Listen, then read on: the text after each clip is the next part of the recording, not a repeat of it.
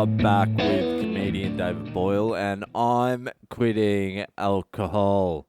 So I went and saw a couple of old high school friends of mine, Jenna and Natalie. And I say friends, but I don't think they're fucking buying into it. Because I was like, you're the only friends I know who have kids. And they're like, whoa. Ease up on the old friends thing. You maybe send us one text message a year. And in the case of Jenna, the last time I spoke to her was when she sent me a text message saying, I'm 6 months pregnant with my second kid, and I never even replied to the text message. Who cares? I came over to complain about parenthood, and everyone seemed very fucking happy to be parents. The first thing I said when I walked in, I was like, does your fucking kid cry all the time? And they're like, nah, not really. I'm like, fuck it. All right. Does their shit stink? Do they shit? Do your kids shit? Give me something to work with here. All right, don't worry about the babies. What about your other kids? Are they cunts? Can we talk about them behind their back?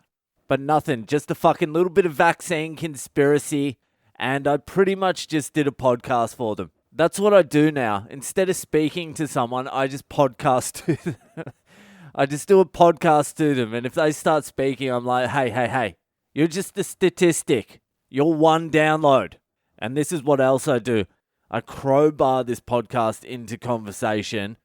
And usually it takes about 3 or 4 crowbarrings because they ignore it the first time, most people. I'm like, yeah, I do this podcast. You should listen to it. And they just ignore that. So I have to bring it up again in another creative way. I just have to keep bringing up the podcast until it's well established that I do a podcast and someone asks me a question about it. I need to be asked a question about it. Once that question is asked, I can just get right into gear.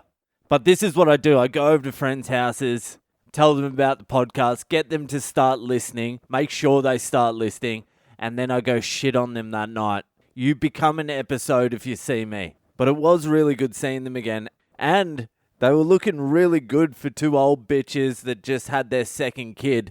I actually did the debutante ball with Natalie. And I had a girlfriend at the time, so we went as friends, which is the gayest thing fucking ever.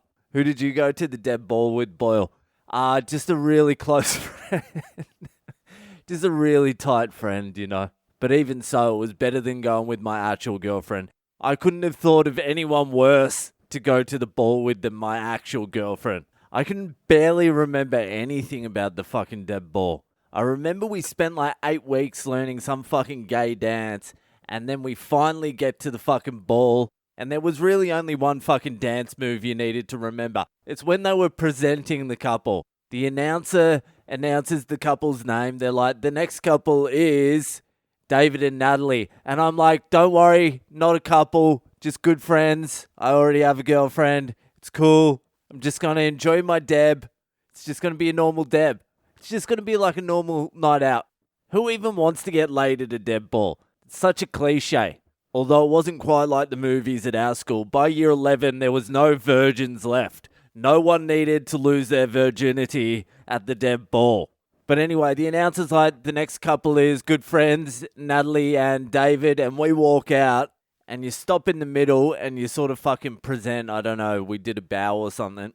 And then you do this little spin next to each other. You spin to the other side of the person, and then you spin back.